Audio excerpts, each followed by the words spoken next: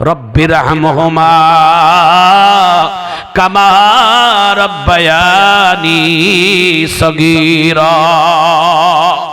ইয়া রাব্বুল আলামিন, শৈশবকালে আমার আব্বু আম্মু যেমন করে আমাকে আদরের কোলে লালন পালন করেছে, আমি সন্তান দোয়া করে দিলাম আমার বাবা মাকে আপনার জান্নাতের কোলে লালন পালন করুন। সুবহানাল্লাহ বলেন। পৃথিবীতে সন্তানের দোয়া সবথেকে শ্রেষ্ঠ দোয়া। সুবহানাল্লাহ জোরে কও। পৃথিবীতে পিতামাতার জন্য সন্তানের থেকে দামি দোয়া আর কারোর জন্য হতে পারে না, কারো হতে পারে না। পৃথিবীতে বাবা মা মারা গেলে নিজের সন্তান নামাজে জানাজা পড়াবে, এটা শ্রেষ্ঠ জানাজা নামাজ হিসেবে রক্ষা হবে। মারহাবা বলেন। আপনার সন্তানকে সেই শিক্ষাটা দিবেন, কেন দেন নাই? ছেলেকে এমএ পাস করাইছেন, ইঞ্জিনিয়ার বানাইছেন, ডাক্তার বানাইছেন, এত বড় বড় শিক্ষায় শিক্ষিত বানাইছেন, একটা কোরআন শরীফ মুসলমানের সন্তান আপনি কেন শিক্ষা দেন নাই? লজ্জা হয় না আপনার? সন্তান কোরআনের শিক্ষায় শিক্ষিত না হলে তাকে শিক্ষিত বলে বিবেচিত হবে না। মুসলমানের পরিবারের সন্তানকে কোরআন শরীফ জানতে হবে। এটা নফল না, এটা ওয়াজিব না, এটা সুন্নাহ না, সরাসরি ফরজ। এই বিদ্যাটা অর্জন করে অন্য ডিগ্রি অর্জন করেন। একটু চিৎকার দিয়ে ধরে কোন আল্লাহু আকবার। বিশ্বের অনেক বড় বড় অফিসার, এই যে দিনাজপুরের ডিসিএসপি যায় আসো দেখেন, ওরা বিসিএস ক্যাডার, ওরা কোরআনের হাফেজও। আল্লাহু আকবার বলে। জানাজা নামাজ করে, ঈদের মাঠে নামাজ পড়াইতে পারে, ইমামতি করতে পারে। জানাজা নামাজ তো দূরের কথা, জানাজা নামাজ তো একটা ছোট্ট একটা দোয়া। জানাজা নামাজের শুধুমাত্র একটু ছোট্ট 4 মিনিটের দোয়া, এটা মুখস্থ করা যায় না? একটু জোরে কোন আল্লাহু আকবার। প্রত্যেকটা সন্তান এই প্রশিক্ষণটা দিয়ে রাখবেন। একজন ভালো ইমামের কাছে ট্রেনিংটা দিবেন যে আমার বাবা মা মারা গেলে আমি যেন নিজেই জানাজা নামাজ পড়াইতে পারি। ইমাম সাহেব দোয়া করবে, কিন্তু আমি জানাজা নামাজ পড়াবো। জানাজা নামাজ মাইয়িতের জন্য সবথেকে বড় দোয়া। আল্লাহু আকবার। মানুষ মাটি দেওয়ার পরে দোয়া করে না, এটা মনে করে অনেক বড় দোয়া। না, মাটি দেওয়ার পরে দোয়ার থেকে জানাজা নামাজের দোয়াটাই দামি দোয়া। আল্লাহু আকবার বলে। জানাজা নামাজটাই হচ্ছে দোয়া। আল্লাহুম্মা গফিরলি হাইয়িনা ওয়া মাইয়িতিনা ওয়া শাহিদিনা ওয়া গায়িবিনা, এগুলো তো দোয়া মাইয়িতের জন্য। আল্লাহু আকবার বলে। কেন? তাহলে মানুষ এগুলো দোয়া পড়বেন, মাইয়িতের জন্য দোয়া করবেন। একটু জোরে কোন আমিন। ভাইজান আমার, বন্ধুগণ আমার, কথাটা বলছিলাম বলবো তাড়াতাড়ি, সময় খুবই অল্প। আমার ভাইজান, নেকির কাজ করতে গিয়ে গুনাহ করবেন না, শিরকি করবেন না, কারো কদমের মধ্যে হাত দিবেন না, এই মাথা কারো কাছে নত করবেন না। মুসলমান ভাইয়ারা, এই কপাল যেখানে সেখানে ঠেকাবেন না। এই কপাল শুধুমাত্র এক জায়গায় ঠেকবে, সেটা হলো রবের কদমে। জোরে কোন আল্লাহু আকবার।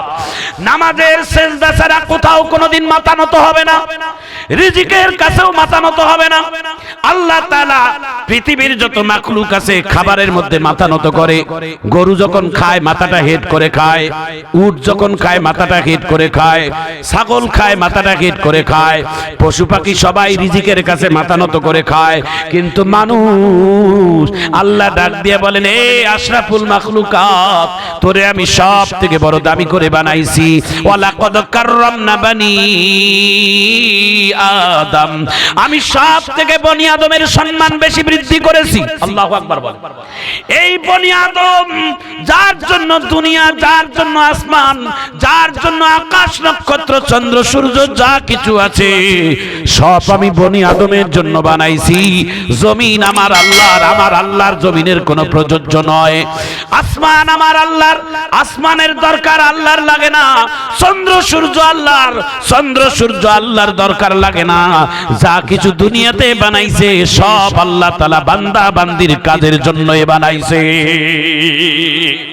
ঠিক কিনা বলেন? বান্দা বলে, সব তুমি আমার নিয়ামত ভক্ষণ করো, শুধু তুমি আমার হও। সুবহানাল্লাহ জোরে বলেন। পৃথিবীর যা কিছু আমি তোমারে দিয়ে দিলাম, আল্লাহ বলেন। দেখেন, কথাটা শোনার পরে আল্লাহু আকবার বলবেন। জমিন কার কাজে লাগে বলেন তো? জমিন কার কাজে লাগে?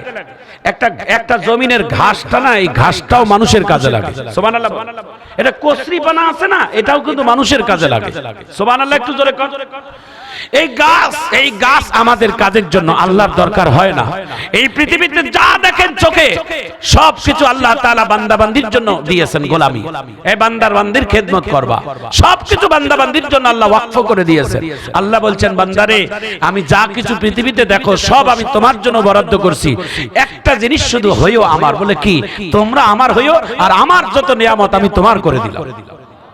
একটু জোরে সুবহানাল্লাহ বলেন। আল্লাহর আমরা শুধু হব, কেমন আল্লাহর হব? আমরা আল্লাহর খাঁটি গোলাম বান্দা হব। একটু জোরে বলেন আল্লাহু আকবার। আমরা যদি খাঁটি গোলাম বান্দা আল্লাহর হই, আমরা যদি দিনদার হই, আমরা যদি নামাজি হই, আমরা যদি সত্যবাদী হই, আমরা যদি সত্যিকার আল্লাহর খাঁটি বান্দা হয়ে যাই, তাহলে আল্লাহ তার বান্দাকে নিয়ে ফেরেশতাদের সামনে গর্ব করে। কি গর্ব করে জানেন? এই ফেরেশতারা দেখ, এই দেখ, এই বান্দা বান্দিগুলোকে সৃষ্টি করার সময় তোমরা লোকমা দিছিলা, তোমরা নিষেধ করছিলা যে আল্লাহ এরা দুনিয়াতে যায় মারামারি করবে, কাটাকাটি করবে, এদেরকে সৃষ্টি করিও না, আমরা ফেরেশতারাই তোমরা ইবাদত করব। আল্লাহ তখন বলে দেখতো আমার বান্দারা কিভাবে নীরবে বসে আজকের এই মাহফিলে বসে কোরআনের কথাগুলো চাতক পাখির মতো নিয়ে বসে শুনতেছে। একটু চিৎকার দিয়ে জোরে কোন আল্লাহু আকবার। আল্লাহ গর্ব করে। হাফাতহুমুল মালাইকা ওয়া গাশিয়াতহুমুর রাহমা ওয়া নাযালাত আলাইহিমুস সাকিনা ওয়া যাকারাহুমুল্লাহু ফীমান ইনদা। একটু চিৎকার দিয়ে জোরে কোন আল্লাহু আকবার। এই জায়গায় বসছেন না, এই জায়গায় কিন্তু আপনারা একা না, আল্লাহর অগণিত ফেরেশতারা আপনাদের চতুর্দিকে দাঁড়িয়ে আছে। কিন্তু এই চোখ দিয়ে আল্লাহর ফেরেশতাদেরকে আমরা দেখতে পাই না। আপনার আমার পাশে বসে আল্লাহ তাআলা ফেরেশতারা কি লেখে জানেন? প্রতিযোগিতা করে এই কাদের এই কাদের, যে কে বেশি আমার এই বান্দাটার নেকি লিখতে পারি। বলে কেন? বলে যেহেতু বান্দাটা কোরআনের মজলিসে বসে আছে। একটু জোরে কর। আমার দিকে তাকান ভাইজান, এক মিনিট একটু শুধু কথাটা বলে দেই। আপনারা আমার দিকে তাকাইয়া জবাব দিবেন। আমার হাতে যে বইটি আছে এই বইটির নাম কি?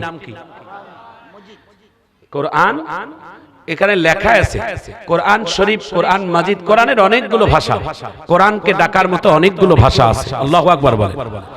এই কোরআনের একটা শুধু নাম না, ৮-১০ খান নাম আছে কোরআনের। তার মধ্যে এটাও একটা নাম, কোরআন মাজিদ, কোরআন শরীফ, কোরআনুল কারীম, উম্মুল কোরআন। একটু জোরে কোন আল্লাহু আকবার। অনেকগুলো নাম আছে। আপনারা সবাই জবান খুলে একটু কথা বলেন শ্রোতা হিসেবে। আমার হাতে যে বইটি আছে এই বইটির নাম কি? আরো একটু আওয়াজ দিয়ে বলেন। কোরআন, কোরআনুল মাজিদ। আপনি কোরআনকে প্রশ্ন করেন, কোরআন আপনার পরিচয় আপনি দেন। কোরআন নিজেই পরিচয় দিচ্ছে। বাল হুয়া কুরআনুম মাজিদ।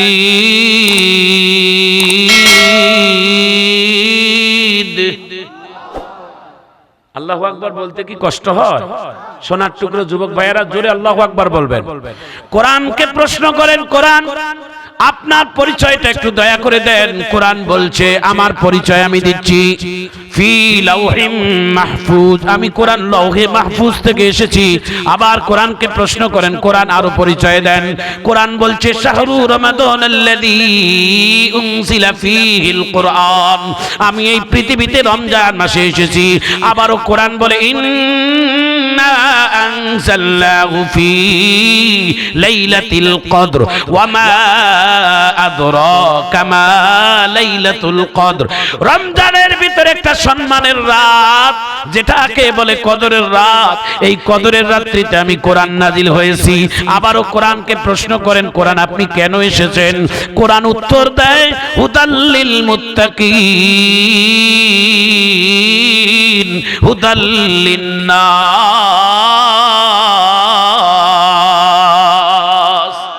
আরে বিরল থানার মা বোনেরা, যুবক ভাইয়েরা, মুরব্বী বাবারা, এই কোরআন শুধু বুকে লাগার জন্য আল্লাহ নাজিল করে নাই। এই কোরআনটাকে শুধুমাত্র তেলাওয়াতের জন্য আল্লাহ নাজিল করে নাই। এই কোরআনটাকে মুখস্থ করে হাফেজ হওয়ার জন্য শুধু নাজিল করে নাই। এই কোরআনটাকে যত্ন করে জুজদান দিয়ে পেঁচিয়ে আলমারিতে রাখার জন্য আল্লাহ নাজিল করে নাই। এই কোরআনটা মানুষ মারা গেলে তাদের রোগের মাগফিরাতের জন্য খতম করার জন্য নাজিল করে নাই। এই কোরআন নাজিল করেছে মানুষের জীবন চলার জন্য যা যা দরকার প্রতিদিন কোরআন খুলবেন, কোরআন খুলে খুলে জীবনের কাজগুলো সংশোধন করে নেবেন। এটার নামেই হলো বাস্তব কোরআন। জোরে বলুন ঠিক কিনা? কোরআনে খালি চুমু দিলেই হবে না, কোরআন শুধু পড়লেই হবে না, কোরআন শুধু আলমারিতে রাখলেই হবে না। কোরআন অনুযায়ী জীবন করতে হবে। সমাজ পরিচালনা করতে হবে, রাষ্ট্র পরিচালনা করতে হবে, ব্যবসা বাণিজ্য করতে হবে, রাজনীতি করতে হবে। পৃথিবীর প্রত্যেকটা কাজ আপনার কোরআন ভাবেই হবে। কথা বলেন ঠিক না? কোরআন পড়া জানি না, এই জন্য না বুঝে উল্টা পাল্টা বলি।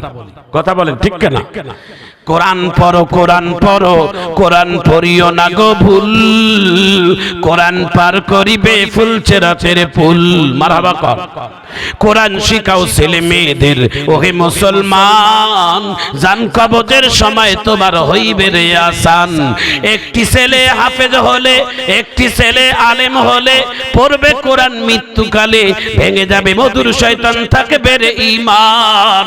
কোরআন শিখাও ছেলে মেয়েদের, ওহে মুসলমান, জান কবজের সময় তোমার হইবে রে আসান।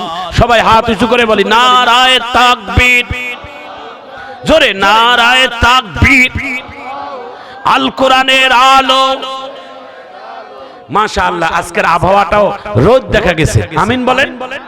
ইনশাআল্লাহ আজকের আবহাওয়াটা অনেক চমৎকার হবে, আর মাহফিলটাও চমৎকার হবে ইনশাআল্লাহ। আল্লাহ যেন ইন্তেজামিয়া কমিটির মনের আশা, মনের তামান্নাকে আল্লাহ তাআলা যেন কবুল করেন। একটু আমিন বলেন। প্রিয় ভাইয়েরা, আপনারা কি মনোযোগী আছেন? আমার সবাই আর অল্প, এই সর্বোচ্চ আর 20 মিনিট। ইনশাআল্লাহ এখানে আজান হবে, এইখানে জামাত হবে ইনশাআল্লাহ। বলেন আমরা এখানে নামাজ পড়ব, জামাত করব, তারপরে আমাদের প্রধান বক্তা এসে নামাজ আদায় করবে ইনশাআল্লাহ। ভাই একটা কথা স্পষ্ট করে জানাই দেই, শুরুতে বলছিলাম আবারও বলবো, যারা দাওয়াত করে খাওয়ায় তাদের পেট ভরে, শরীর সুস্থ হয়, তৃপ্তি করে খাইতে পারে। কিন্তু আজকের মাহফিলের কমিটিরা দাওয়াত করছে আপনার রুহের খোরাক, রুহটাকে, আত্মাটাকে শান্তি দেওয়ার জন্য আজকে কোরআন শোনার জন্য ব্যবস্থা করছে। একটু চিৎকার দিয়ে মাহফিল কমিটির জন্য মারহাবা বলি, জোরে বলি মারহাবা।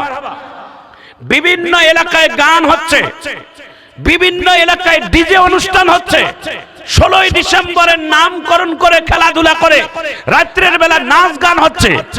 আপনাদের এই এলাকার ছেলেপেলেরাও তো করতে পারতো, বাধা দিতে পারতেন না? তাদেরও যদি করতো, কে বাধা দিত?